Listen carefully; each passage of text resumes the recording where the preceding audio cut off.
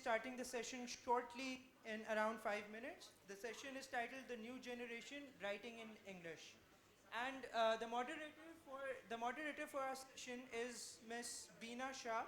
She's a Karachi-based author and novelist. Her novels, "A Season for Martyrs" and "Before She Sleeps," a feminist dystopian novel, have received critical acclaim as well. So, without further ado, we'll start in around 2 minutes, and maybe then Bina Shah would be able to introduce all of our speakers as well. Yep. So stay tuned. Just finding all your bios. Oh, Um, turn off. Turn off.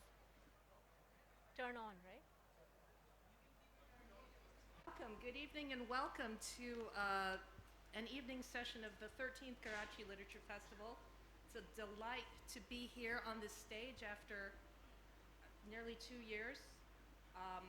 Last year's edition was online completely, so it's really wonderful to be back in person. And looks like we all survived a global event, the pandemic. And one of the things that really kept us going while we were locked in our houses or getting very frustrated with work from home, it was the arts, was writing, was stories, was novels, reading, watching things on television. And of course, none of that would have been possible without the work of writers, young and old, established and new.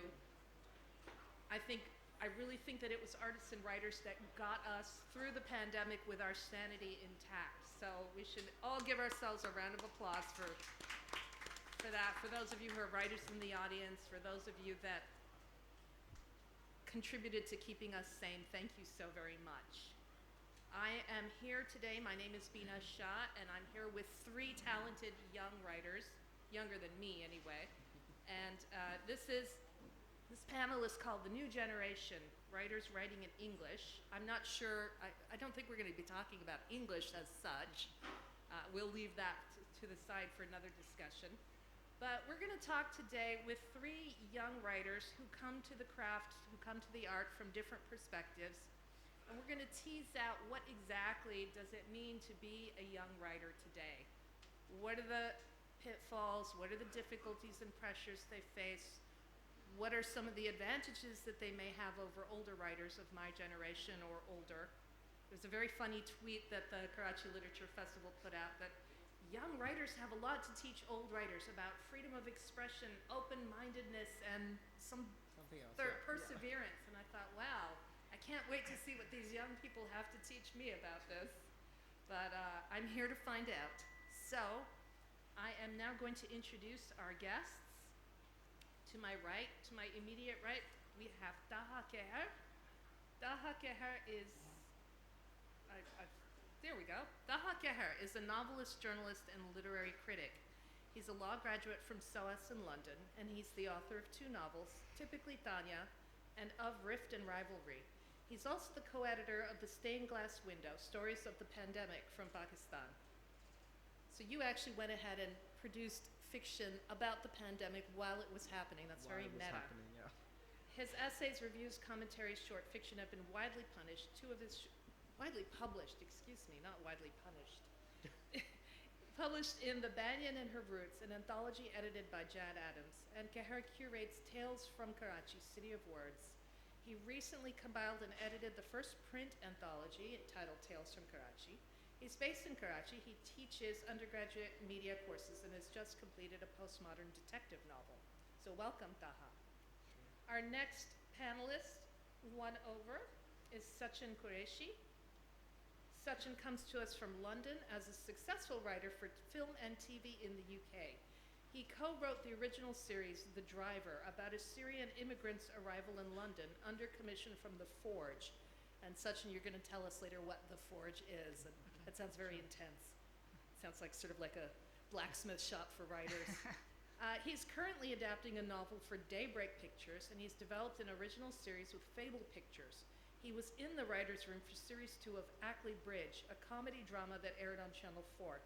Right now, he's a staff writer for Channel 4/Line Pictures Hollyoaks. How many of you know the soap opera Hollyoaks from the UK? Yes, Victoria knows Hollyoaks. Yeah. I'm sorry, I only watch Coronation Street, so I haven't seen anything Oh, you've it's done. hugely popular, trust me. Yeah, I'll take your word for it. At least it isn't that one. Da da da da da. That's da, EastEnders, da. yeah. Genders, oh Yeah. god. So, and he has also collaborated on writing projects with Kureishi in the past. So welcome, Sachin. Thank you. It's a pleasure to be here. And then finally we have Fatima Ijaz. Fatima teaches English composition and speech. I should say Fatima is a poet. Sachin is a screenwriter. Taha is a novelist. So we have three different areas of writing. And Fatima teaches English composition and speech communication at IBA. She's a contributing editor at a literary publication called Pandemonium Journal. She graduated in English from Hartwick College, NY, and York University in Toronto.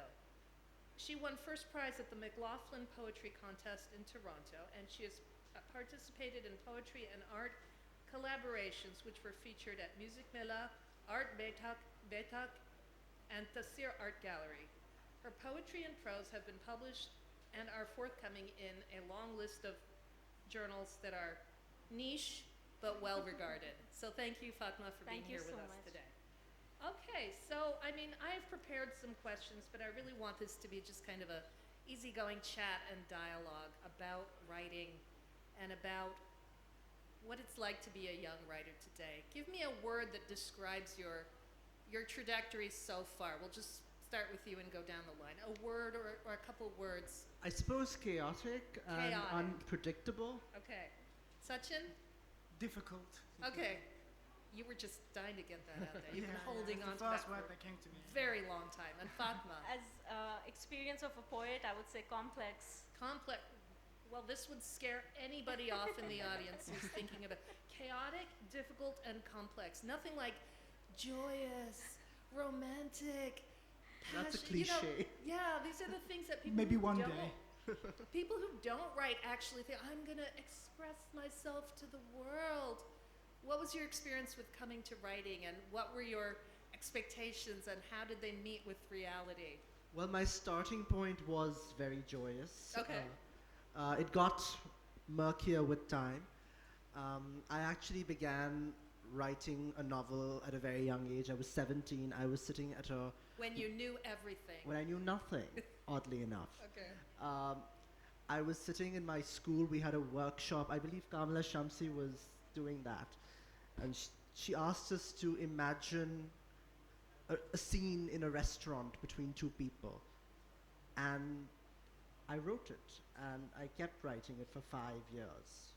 My God, you were impressed by Kamala. You No, couldn't it was just stop. it was just the moment. I think it was just the premise that Well, what was it about the prompt that got you? Because that what we call that's a prompt. That's a writer prompt, yeah. So what was it that? I think it was just interesting where the story could go from there. Okay. And it went on to become a partition novel. And I think all of us have a partition story to tell, and very few of us get those stories published in this day and age when Okay. contemporary writing Right. is far more, well, it's market friendly. So actually, there's a session in the evening, I think, about Yeah, partition writing. partition, yeah, so, And exactly. Kamala's supposed to be on that. Supposed so, to be on that, yeah. So you can go there and say, hey, you know, Hello, it started there. this is all your fault. This is all your fault. But I suppose if I talk about the journey, the starting point was undoubtedly very introspective, something that I thought about myself. But when you bring that into the real world, it's very difficult. I wrote, I think, 5 drafts of that novel in 5 years. Okay. Were you expecting it to go quicker? I was hoping for it at that Right. point in time. Now I don't expect anything. I just let the process take itself All right. wherever it goes. That's why I said chaotic and unpredictable. All right. Okay, So- we'll get back to you on this. Sachin, tell us about your expectations of writing and how they met reality. Well, interestingly, I had some early success when I started writing. So I was about 23, I left university. I didn't really know what I wanted to do. So my father and I decided to write a screenplay together, and fortunately it got picked up by a producer, and we went almost to the point of getting it made, the BBC picked it up and they wanted to put it on. And I was like, this is so easy. This is amazing. This is the greatest thing that's ever happened, you know? But then when it didn't get made, which I have to say was probably a good thing at the time because I wasn't ready to write my own show. But after that, it became much more difficult. I think I was kind of confronted with the realities of what it was to be a writer in the industry. And I really had to learn how to become a writer at that time. And so from that point, which was about 6 years ago, it's taken me until perhaps a year ago where I really felt confident in my writing. So for that 6 years, I have to say, it's been up and down. I've just been looking at my bio there, and I'm looking through, and none of that stuff ever got made. So I was thinking, you know, how successful have I been? But I think, especially with TV and screenwriting and film, it takes a long time for people to be confident enough in you that they want to put money into a project of yours. So, you know, I agree with Taha here that it's joyous, it's complicated, it's difficult, all at the same time. But, you know, if you have passion and you believe you're talented and the people around you have confidence in you, I think you'll get there one day. So just keep going, really, is my advice. Have you reached the point where you look at other people that are trying to break into writing and you're like, oh, what do they think they know? They don't, these I feel sorry for them. But at the same time, I try to lend a hand where I can as a young writer. No, he's actually similar age to me, but he's just got into writing, and I say to him, whenever you have a draft, please send to me, because I know how lonely it can be writing, and I feel like community is the most important thing. Having a mentor to read your work, be honest with you as well, is really important. So I think it's incumbent on us as people who have maybe just taken the first step into the industry to bring people up with us. So whenever I can, I try to lend a hand. Fantastic. We'll talk more about isolation versus community in a bit. I'll make a little note because I like that. Fatima, your turn. Tell us your story. Poetry as a conscious realization, when it really hit me, was in school in St. Joseph's, actually, and the poem was After Great Pain, A Formal Feeling Comes by Emily Dickinson. And I realized that this poem can understand me more than even a friend, and it was more real to me than any other experience had ever been. It was the first time I realized that poetry is going to be it for me as a realization. But writing it was more unconscious. It was more, I just took it on because it was so compelling and it was inevitable to fall into it. And there is this, when words cannot express what you feel, I feel that poetry can do it. It's a medium, like for any other creative artist. Sometimes we cannot say things in ordinary language and we need another register to explain ourselves, and poetry is that register for me. So it's cathartic and it's inevitable. It was very compelling and it just came to stay for all these years, yes. That's beautiful. So you knew that it was poetry for you, and Sachin, you knew it was going to be screenwriting for you. I couldn't write a novel, you know. Yeah, and Taha, how did you know? I dabbled in bad poetry before Dabbled in bad poetry. Before We've all done that. Don't feel before guilty. I decided, I had the good sense to turn it into prose. Right, right. Okay, so you were very clear-minded about what genre you were going to practice, or sort of what area of writing. And I think that's really important because you need to choose one thing and be very good at it rather than trying 5 or 6 things and not being so good at it when you're starting out. Once you've established a voice and once you've established a style and a confidence, then I think is the right time. Would you agree with that, or would you say that, no, you think you could just go for it, whatever, whenever? I completely agree with that. I was just having that conversation with my dad before I came, and a lot of people my age, they want to try lots of different things. They want to be a filmmaker, they want to be a novelist, they want to do podcasts, and I completely agree. I mean, at this point in my life, I really got to focus on one thing to become good at it. Otherwise, you spread yourself too thinly, and yeah, you don't get the practice in that I think you need to get. Fatima, what do you think? And rather than us choosing it, I feel that the medium is also choosing us. You are such a poet. You are such a poet. Only poets talk like that. Yeah. Writers are like, oh my God. Poets are like, When I write, it's just poetry is my first instinct. It's the first thing I reach for. It's something Right. that just comes naturally. Do you find yourself thinking, like, do you find verses, like, just when you're just sitting randomly, do Yes, in Yeah. the most odd circumstances. Yeah. And actually, I think like publishing a book and then coming to the other side is a different experience altogether. It's not like being in that world of poems and Right. just in that abstract Can we have a little experience. silence, please? You guys are making a lot of noise and I'm getting very distracted. Thank you. And this is a different language to be able to speak about poetry. It's acquiring a different language. But yes, you're right. Sometimes at the oddest of moments, even like right now when I'm in a compulsive state, something will just float in, Right. a phrase or Do something. you have that experience, Taha? I do, but I like to keep my writing very structured in the sense that I would love to write just because I want it to be a cathartic process, but I need to understand where that thought is coming from. So if I do have a moment like that, I have to say, okay, who said that? Why was that said? Why did that come out that way? So when was the day for each of you that you felt you had talent? Because, you know, writing is so many things. It's not just about, oh, I'm good at writing, or there's a talent, there's a craft, then there's a practice and a discipline, and then there's reaching out to the outside world and establishing yourself in an industry.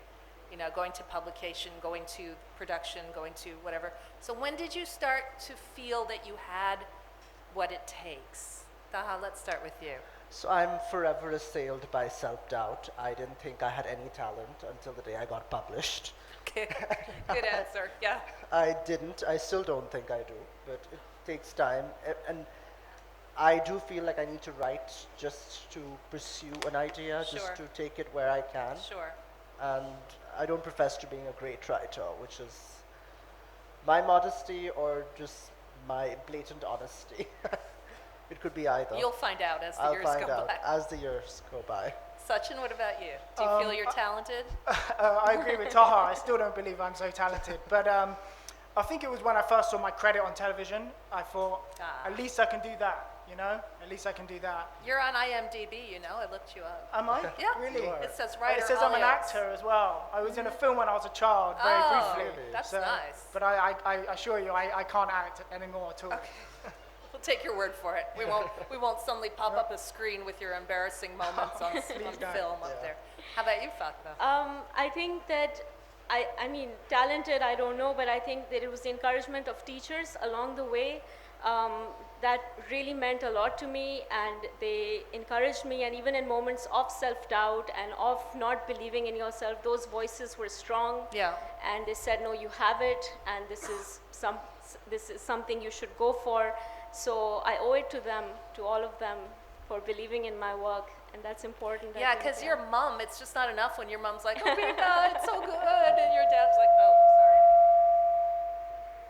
It's not enough, and I think teachers are the first gateway to taking your work from yourself and your privacy of your bedroom or your diary and then starting to get it out there. So for you, it was a teacher. Taha, for you, I feel I read, so this is a wonderful journal called Critical Muslim. I don't know if any of you have heard of it. It was launched in 2012 here at the Literature Festival. It's published in the UK. It's all about Muslims all over the world, but it's very critical. So I'll leave you to discover that for yourselves. It's published by, I think it's Hearst Publishing, and the editor of this is the wonderful Ziauddin Sardar, who some of you might be familiar with. You have an essay in this volume, in this issue, about a person who we are all very familiar with, and that happens to be Amr Hussain. And in this essay, which I found very beautiful, you wrote Amir's biography, because the theme of this is biography, and he's far too shy to write his own biography. He wrote a book, and he called it Instead of a Memoir, because he was so excruciatingly shy about it. But what I found when I read this essay, because Amr is a great friend of mine, is that there was a friendship that you developed, and a friendship between two writers, especially a young writer and an older experienced writer, is something that every writer, I think, should experience. And you wrote about it very beautifully. And you know, not only did he mentor you, but you both shared work with each other as if you were contemporaries of the same age, which is something Amir is very, very good at doing, encouraging young people, but never ever pulling rank, never saying, oh, well, you need to know that I'm the superior and you're my junior. And so what I saw from reading this essay, and I wish I could read it out to all of you, but it's very long. It's too long, yeah. It's not too long. It's beautiful. It's you know, and never say that a piece of writing is too long or too short. A piece of writing is like a musical composition. It ends when it ends. It has the right time to end. And I think this just does the right thing. So what I found was that you call it a friendship, but I always feel that a friendship is actually a conversation. And a friendship, the mark of a friendship is a conversation that doesn't end. You always keep having something to say to each other. So tell me a bit about your friendship with Amr Hussain. Not what you have written here, which are the biographical facts of his life, but how did his friendship with you influence the development of your own work? Everyone loves a story that contrasts youth and maturity. Oddly enough, I was a writer with 2 novels when I became friends with Amir. And we had read each other, and I have written about the work I'd read before and how it had influenced me. But it was a friendship that came much later. I wouldn't say later, but much, like 2 novels is a big thing for me. I mean, Yeah, it's a big thing for anybody. I never thought I'd... Most people haven't even written one. I never thought I'd get that far. So it was a friendship that developed over just Instagram, weirdly enough. Instagram. Isn't that modern? That's very modern. Could we have had these friendships before the internet, do you think? I think he'd had an injury at the time, and I Yes. just wished him Yeah. well. That's right, he broke his ankle He broke, or yeah. foot. So then he told me, oh, I've read you. And I said, oh, that's weird because I've been reading you for years now. And another Gulmohar Tree was one of the few books that I had read very early on. And I write a lot about it because it keeps me grounded in a way. How so? Because I keep drifting between the 2 characters in that book. I'm Yes. either Usman or I'm Lydia or Ruqayya. And it depends on the situation, but I identify with both characters. So this memoir also, it's at the risk of using this cliche, a labor of love. He came to me, he said, listen, only you can do this. This is 2 years after the friendship that had started. And That is an honor. that is an honor. And I said, okay, but he said they wanted it to be an interview, a profile. I said, I'm not going to interview you. I've done that enough. And he said, okay, what do you want to do? I said, I have all the material. I've been writing about you, reading you quite extensively. So just give me a couple of days. He said, it's due in 11 days. I said, bye, I'll do this. And I think I ghosted him for a few days. He would check in, hope everything is going well. Is everything You know he was biting his nails all the time while you were doing this. Yeah. And then he would send me a note saying, you know, I would love for this to be included. I just say, noted, I'll do that. And then 11 days later, I'm just like, here. And in an hour, he's like, wow. And then we worked on it a little bit. He wanted me to add a few things about his life. Sure. But it was a labor of love, and it was a creative memoir for me. It was just... So what effect did it have on your writing his friendship with you? How did you develop as a writer through the things that he told you or taught you or... I think I was very diffident when it came to the short story. I loved the short story. Right. Which is why I was very fascinated with Amir Hussain's work. But He's the master of short he's the stories, I yeah, think. exactly. So I don't know why I found the novel more comforting than the short story, weirdly enough. But then I started writing short stories. He said, okay, send me some.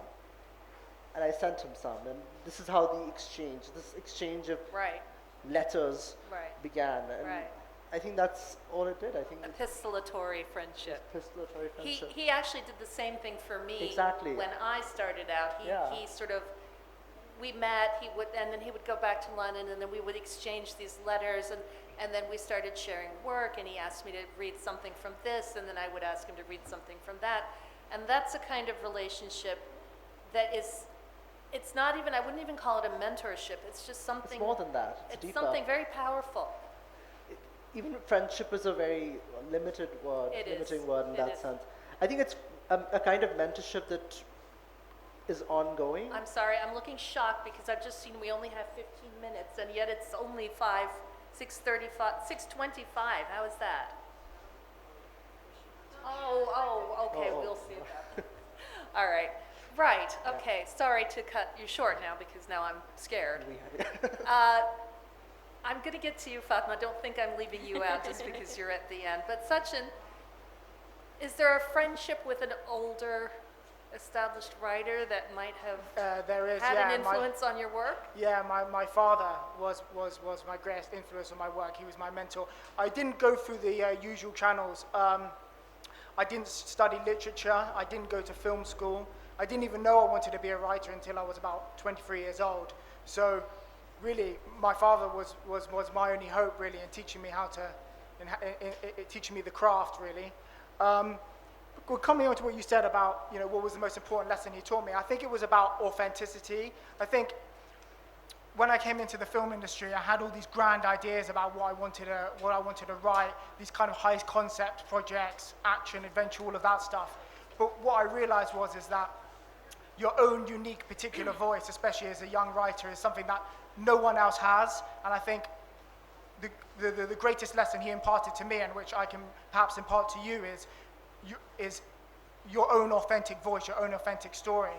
And so that was basically, that was the most important lesson I think that he taught me, really. That's fabulous. And I think what distinguishes a great older writer from a not so great older writer is how encouraging they are of the next generation.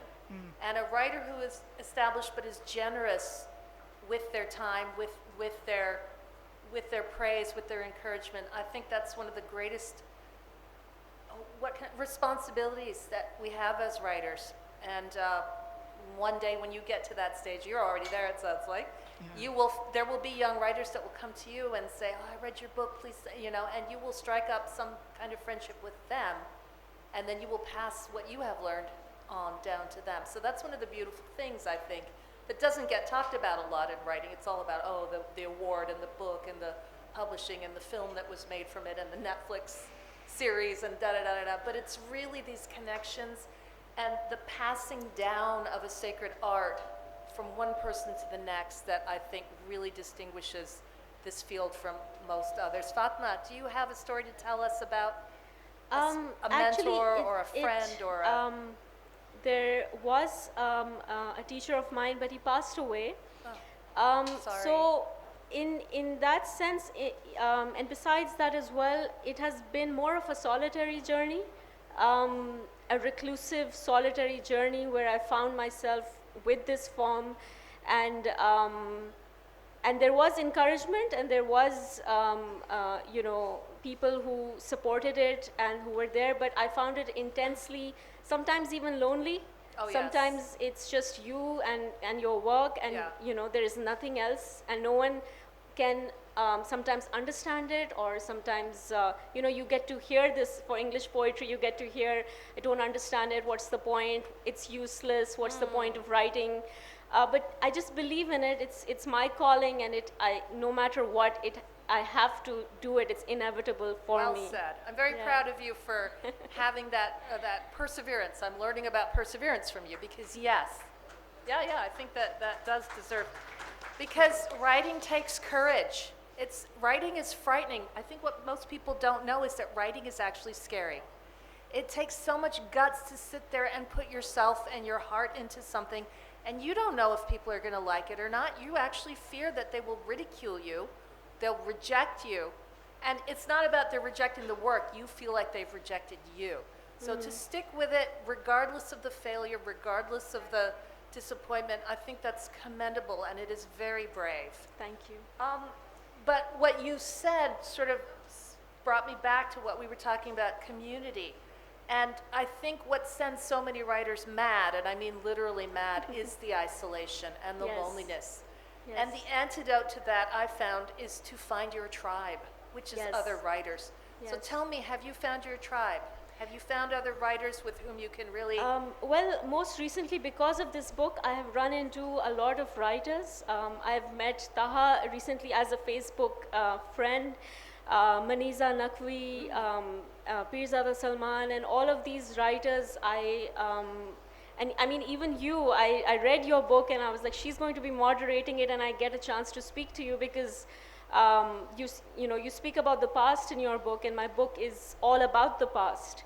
And so I find that connection fascinating, and it's the same medium. It's a love for language, a love for writing. So you already know, as you said, you're part of a tribe. Yeah. I think tribe. I was ready to give up writing until I got a residency into. I had a lot of.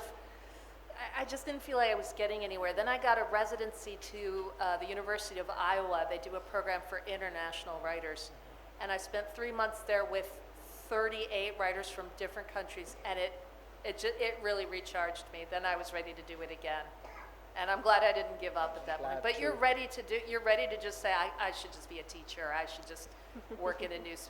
And we've all writers have done those jobs. You've been in, you teach. You've been in journalism. Did you do anything besides writing before? No. Okay, you're very lucky then. You're very lucky. But at some point you may teach. At some I would point love to. you may. Yeah, I would love to. Right. Is this on? Yeah. Yeah, and I think these are all aspects of writing that journalism really helped me to become concise. Even Twitter helped me to become concise. So the tribe, finding the tribe is really important. Now let's talk about. I'd really like to hear from you, Sachin. You said you found writing difficult. Tell me a bit more about that. It's more the industry I find kind of impenetrable, especially at the beginning. You're in the UK. You're in UK. London. It's a very competitive industry. Yeah, hugely. Cutthroat. It's cutthroat. It's hugely competitive. There's so many people trying to do what you're doing, and yeah, I just found it incredibly difficult to penetrate. But also, I think it's also because I wasn't very good for a long time. It took me years and years of practice to become, well, what I would say right now, I'd say I was competent, but I wouldn't say I was great. So yeah, that's what I found hugely difficult. And unlike these two, I didn't really know that I wanted to be a writer until I was about 23. So yeah, and also I like these two, I struggle with the loneliness, being by yourself, and what you said about rejection being hugely personal. I mean, they are it feels like they are rejecting you when they don't like your work. And I feel like, putting a project to the side and starting a new one again takes huge courage. And it's not for everyone, So yeah, that's what I find difficult about it. But, if you have talent and perseverance and you keep going, you will find success eventually. Was there an incident, I'm going to ask each one of you this deeply personal question. Was there an incident or an event in your writing career that really broke your heart? Take a minute to think about it. Yeah, or if you know the answer right away. Yeah, last week. Oh, what happened last week? No, well, so I'm writing a soap opera at the moment, and it's so cutthroat, and the demands are so high. I got at the beginning of last year, I got a promotion, so I got more episodes. But then last week, my producer calls me and he says, "We didn't like your last 2 episodes, not good enough. We might think about dropping you down next year." And so, yeah, that cuts you deep. He was just messing with you. Well, we think so. Yeah. Those episodes are quality. I don't buy that. Those episodes are real quality. I think so, at least. But it's about picking yourself up. You have a day in bed where you're like, God, I'm never going to get up again. But it's about picking yourself up and telling yourself, no, I was chosen to be here for a reason, and I've got to prove yourself again. And I think that struggle is more or less continuous throughout your whole career. My dad still struggles at his age. My brother struggles. A lot of my writing partners struggle with rejection and everything else like that. So yeah, it's just a continual struggle throughout your life, and then you die. I'm sad. Now I'm really sad, and I'm going to go into teaching now. There is joy. There is joy. There is joy. Taha, how about you? A heartbreaking episode of... I suppose with every book, you have to recognize that you're on a separate journey. Okay. So I had a very successful second book, Which was? which was typically Tanya. It was critically it did okay. I was surprised. Um, and when I wrote my third, which was not too long after that was published, everything around me just crumbled. Every single thing, like the publishing industry. I used to get published in India. Oh, you're talking Uh, about the trade The embargo. yeah, Wow. it got messy. That was tough. And then I had one thing that I realized was that as a writer, you have to keep reinventing yourself. Okay. You have to keep pushing yourself harder. Like Madonna. Like Madonna. You have to be Madonna if you Be want to be a inspired writer. by Madonna. Yeah. That's So basi- there is a silver lining to the heartbreak. at You the got risk- around the Indian. Have you been published in Pakistan? I then went on to do 2 anthologies in Pakistan. Fantastic. Who was your publisher here? Liberty and my publisher sitting right there, Safina. Wave your hand, Safina. Hi. Nice to see you. Beautiful Yeah. blazer, by the way. Okay, so what are the prospects for publishing I for think young writers? Because that's why they're all here. They want to know they're how to be fairly published. promising. I think if you have the right publisher, if you have a good relationship with your publisher, How do you find that? How do you get to the publisher? you have to work on it. How do you do it? Tell them. What's the email address? They don't want to know this. They just I'll want to know tell you where the to email write. address with time, but I think it's a lot of research, Okay. a lot of deciding who is a good fit for the book you have. You have to do at a hand. lot of homework. lot and of write homework. to a lot of people. You can't just write to someone and say, okay, publish my book. And I'm they'll a say, genius, I'm a publish genius. me." This is going to win the Booker. And Yeah, right, kid. right, really. You can't do that. You just have to understand that every book is a separate journey. You learn Right. something new, Right. and there are going to be hits and misses. Yes. And there are more misses. You just have to deal with it. Fatma, tell us when your heart was broken by writing. They both had world experiences. I would take it a little more personally. When you experience literal heartbreak and you're a poet. Please don't tell me you had a heart attack. I don't No, want to no, hear that no. kind of story. No, I mean in relationships, in friendships. And I feel a few years ago, when that happened, the themes I was working on suddenly broke down as well. So it affected my writing. I did not feel like expressing myself anymore on certain themes, and it was a real struggle to get back into writing itself. Did you get a bit depressed, do you think? Yes, Yeah. yes, I think so.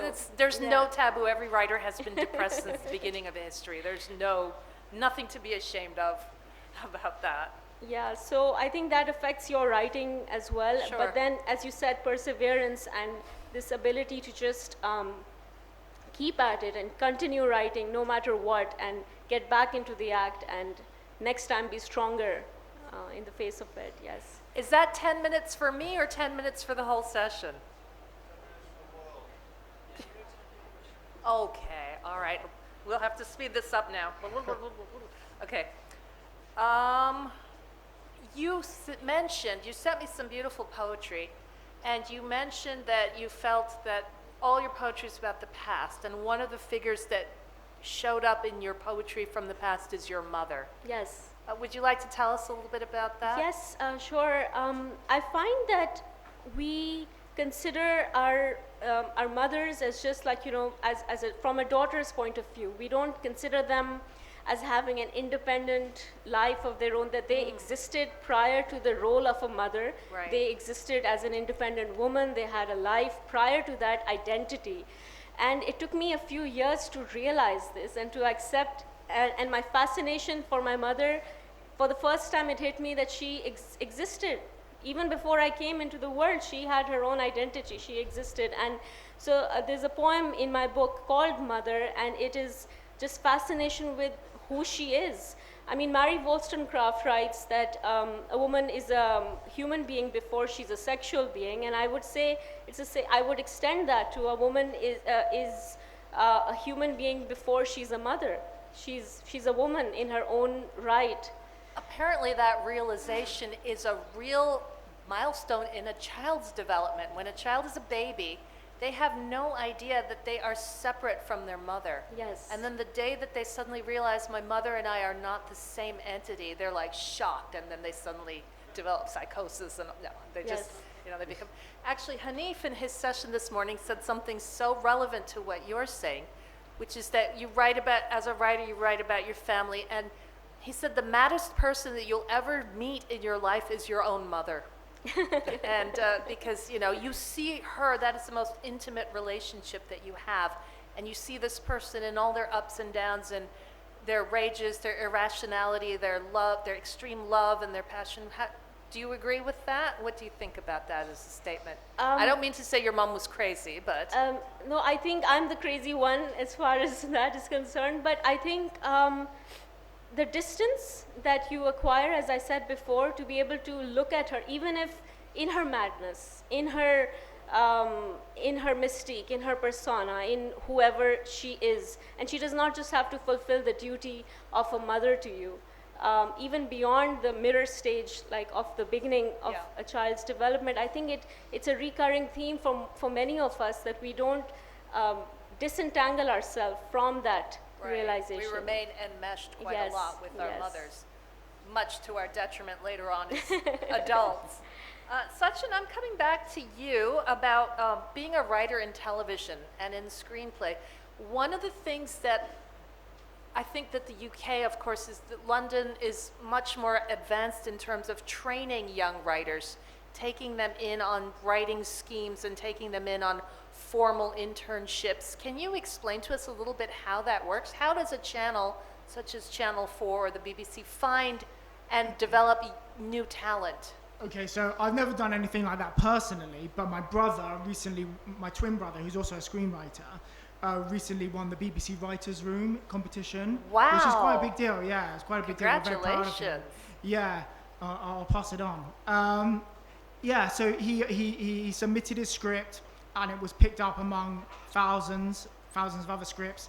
And yeah, he got on, and well, unfortunately, a lot of it's over Zoom, but you go to Zoom meetings, and they get various speakers in, and they train you, and through the program, you write your own scripts with a mentor on the program, and they put you up for various jobs, soap operas, other shows in the BBC, and other shows in the UK, and they just push you through. So those are great avenues, but of course you have to win the competition first. Right. And what are some other avenues? There's film school, of course. There's film schools, yeah, but I can't really speak with much authority on them because I haven't been myself. But yeah, for me personally, from what I've heard about film schools, they're hugely useful. But I think building a community around you and having a mentor, I think is an honest reader, I think is more important. More important. Yeah. So tell me, you know, here in Pakistan, we have a burgeoning television and film industry, and it's going through sort of a what would we call it? A rebirth, a resurgence, a something. But one of the things I find is that there is no way for young writers to come into the system. It tends to be like this echelon of very established, old, you know, very rigid writers, and they really, honestly, they do a lot of gatekeeping, and there's really no way for young writers to get into the business. What advice would you have? Well, interestingly, we were having this conversation with my cousin here, who's a filmmaker. He's standing over there, and he said the exact same thing that you said. It's a tricky one. I don't really know. I would say that your time will come, your story will be heard, but I go back to what I said originally, which is about telling your authentic story, a story about your life, and make that really real and powerful. And I think, yeah, as I said, your time will come. You just got to keep going. I'm sorry that it's so difficult here. Well, luckily we have alternate platforms like YouTube and web shows, and that's really opened things up. Well, exactly. You know, everyone has a phone. Everyone can make their own movie on the phone. Everyone has a Twitter and Instagram account. So I'd say if you can't, you know, find your opportunity through those usual channels, I think, you know, go to social media and put your films up there, put your work up there. I know that you do that, and I'm sure you do that as well. So yeah, find other ways. You know, it's a very international world at the moment. You know, you could put your film on here, and we could be watching it in the UK tomorrow. So you know. Your horizons are broad, should I say. So, you know, just keep going, and there are avenues. That's very encouraging. Taha, do you have some words of advice for younger writers, like younger than you out there? Younger than me. I think it's best to just keep at it and keep your ego in check, always be able to learn new things, feel the need to reinvent yourself when you can. I wouldn't say pander in any way to any trend. No ass Just- kissing. Sorry? No ass kissing. No, No going. ass kissing. Oh. Do your bit, be as original as you can, and just try to make the most of it. And I don't think we realize it, but we need to have fun doing what we do. I was just going to say, have some fun have with some it. fun, yeah. It's why not all bad, trust me. It's not all bad, but I can't promise joy, as we I can established promise earlier. alcoholism, though.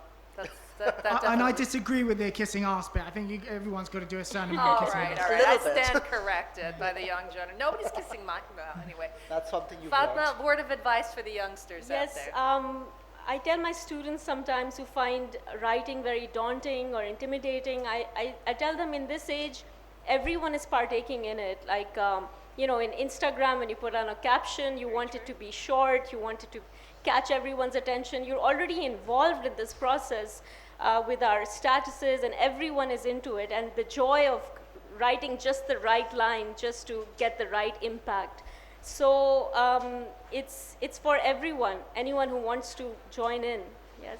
That's really nice to hear. I mean, and I think that, again, referring back to that funny tweet, you're really teaching me about open-mindedness, and I think your generation is even more open-minded than mine was.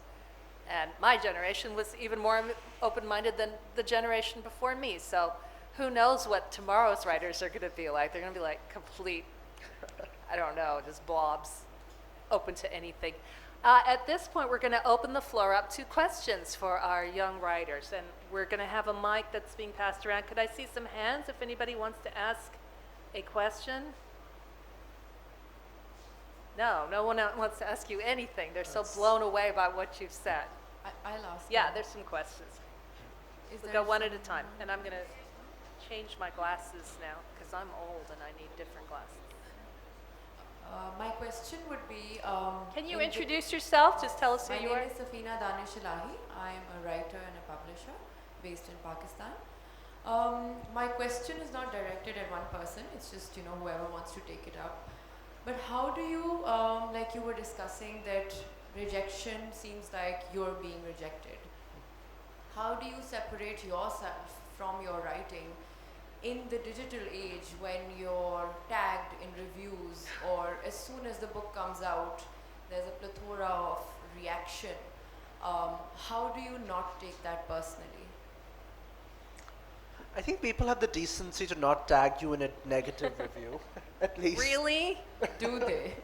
That's not been my experience. Having said that, I think it's very important not to engage, because social media has the ability to be quite a tinderbox.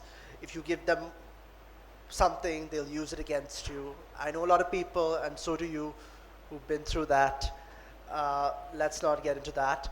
But I think one should just distance themselves, put off your Wi-Fi, keep your data off, and just go for a run. That's what I would do. I'd just like to add to that. I think that writing is a solitary discipline, and that discipline will help you in those moments to go back into your own world, to go back to connect with your own self, and that's the time you have to believe in yourself against all odds, because this is something that you're compelled to do. Yeah. Sachin, how do you avoid the reviews, looking at the reviews of the episode the next day? Yeah, I mean, I don't know if there's any particular skill. I think you just have to, as I said, lie in bed for a few days and reflect, and then eventually you get up and you go again. I mean, it's hugely painful to get a bad review, but I mean, to have the character to be a writer, that's what you have to go through. So I don't know if there's any particular skill. I just think it's something you become inured to, should I say. I think it's hardest for you because the whole nation watches the show, and then there are like trillions You're flicking of through, going, this tags. is crap. Well, how awful is this? And you go, wow. You people don't have to contend with Orientalism or being stereotyped or being pigeonholed or being seen as spokesman for South Asia, a voice from South Asia. I remember when I was writing my first novel, I've never published because what happened was quite a well-known person, Christopher McElhouse, took me out to lunch and said, he'd read the first chapter and said, put in more lore, L-O-R-E, meaning put in the fables and the stories. Christopher McElhouse said that to you? Yes. I'm really surprised. Yes, this was Yeah, a long time ago. that's surprising. It just actually, whatever I wanted to write, which was frighteningly open, frank, candid, and you suddenly thought, no, I've got to elaborate on, I was going to put in various things from the East or whatever, but that was the time, this was Orientalism, when they wanted you to be exotic. Right. It isn't now, of course, I hope, but I still feel that it's easier for writers from South Asia or to talk about the pathology of being, in two countries or having two traditions or being a spokesman for a country which is known to breed terrorists and, jihadists and fundamentalists. So there's always that at the back of their minds. And you have to break through that and say, look, here I am, flesh and blood, I belong to myself, I'm an individual, not, part of this homogeneous sort of subset of the subcontinent. So I'm sorry, do you have a question or Well, was the that just a question comment? is, you people, did you find that in the beginning, that you were pigeonholed as an Asian writer, a British Asian writer, and you wanted to break off from, she's talking about a tribe, but did you want to say, I may belong to that particular tribe, but I'm also a human being, flesh and blood, I've grown up here, I have antecedents from the subcontinent, but I'm English, as Hanif Kureishi wrote in the first lines of The Buddha of Suburbia. So, how do you break out Well, I of just that? want to say when I said tribe, I meant tribe as in writers. Okay, who'd like to handle that question? Well, for me, it's slightly different because here I'm Pakistani, but in England I'm the minority, so I didn't really. I quite liked it. I adopted that persona because it was my opportunity into the industry. Diversity. You took advantage yeah, of the I love diversity. token. So for me, it was great. I loved it. But that was just a trigger, the catalyst to just go in. Yeah, Once yeah. you're there, you want not to be pigeonholed. Yeah, I know what you mean. I've never really experienced that kind of pigeonholing, so I can't really speak with much authority on that. But I've just enjoyed it really. I think it varies because I don't think I was ever pigeonholed, but when I did write a novel that was published in India, they were just amazed that there could be a woman who could be so outspoken and have bold political opinions, and they wanted it to seem like, okay, a man has written this book, and isn't it cool that you being a man, that's our selling point. And I said that can't be your selling point, that a man has written a woman, and that's how you're going to market the book. I think it happens perhaps in a marketing sense, but not really in any other way. I don't think I've had that kind of exposure to be asked to throw in lore or anything else, but it does happen. But it has to be resisted in some way. You can just put your foot down and say, sorry, I'm not going to do that. I want to ask Fatima, have you ever felt pigeonholed as a woman writer? Because I think that's the bigger pigeonholing that goes on. I don't know. I think as you said, the tribe is of writers, and I've been lucky in the sense that writers embrace you, and it's not that much of a gender bias over there because you're just looking at the writing, and I guess it's on the page and it exists beyond that. All the mess really starts when it comes to the publishing and the industry. The writing is pure, but when it comes to the actual getting published or getting an award or getting, time in an interview in a column, that's where then the pigeonholing and the marketing and the labeling and that kind of stuff starts. I see another question. Right. Could you stand up? Hi. Hello.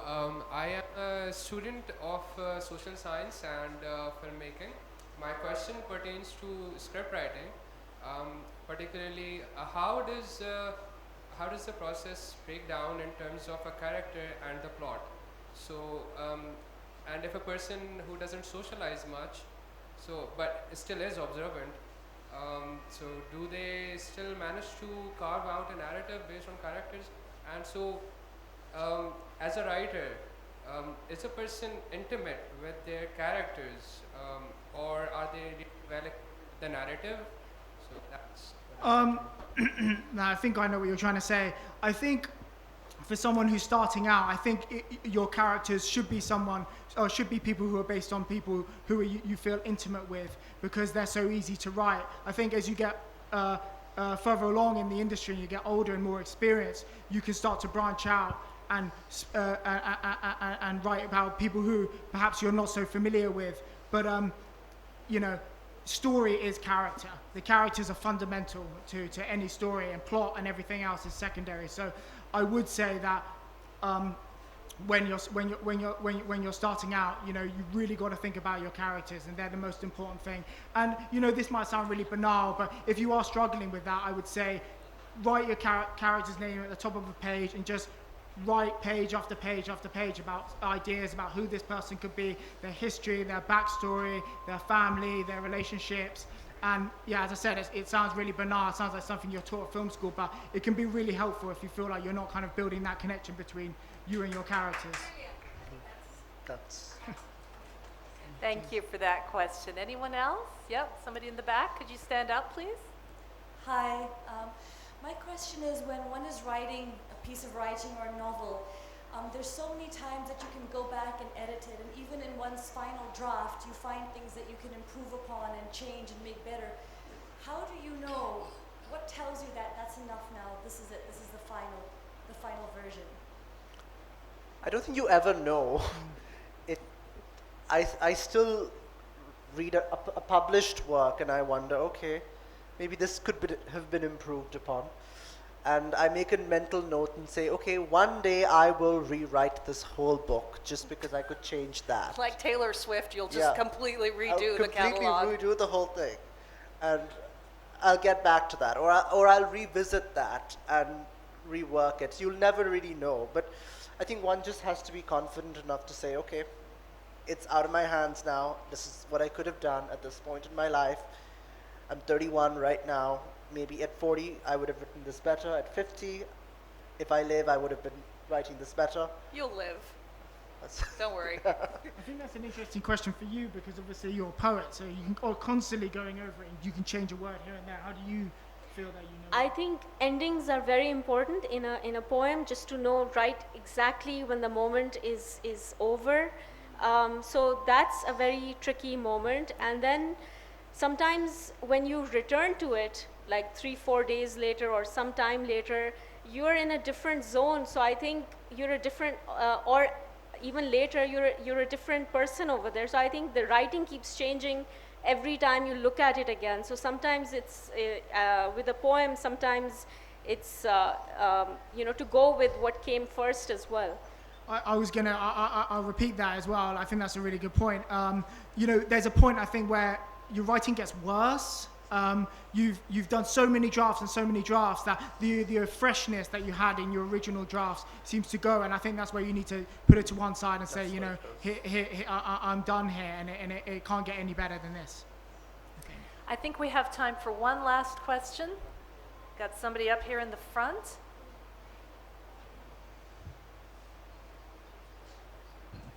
These are great questions, everybody. Really, really thoughtful, really, really interesting. Hi there. Just a quick question related to poetry right now. Where do you see the pathway for publication of English poetry in Pakistan? Now, the context here is that as a poet myself, and I've also been writing, got published more in India than in Pakistan. But in terms of poetry, I was point blank told by a number of publishing houses here that poetry does not sell, so we don't publish it. Yes. Your take on that? Thank you. Yes, that is true, and I was lucky to find Little Book Company and Maniza Naqvi, my publisher, who who had an eye for it, who had an instinct for it, and we worked on it together, and it was great to feel that, process of someone looking at your work, and we edited certain for example, the title, she worked on that with me.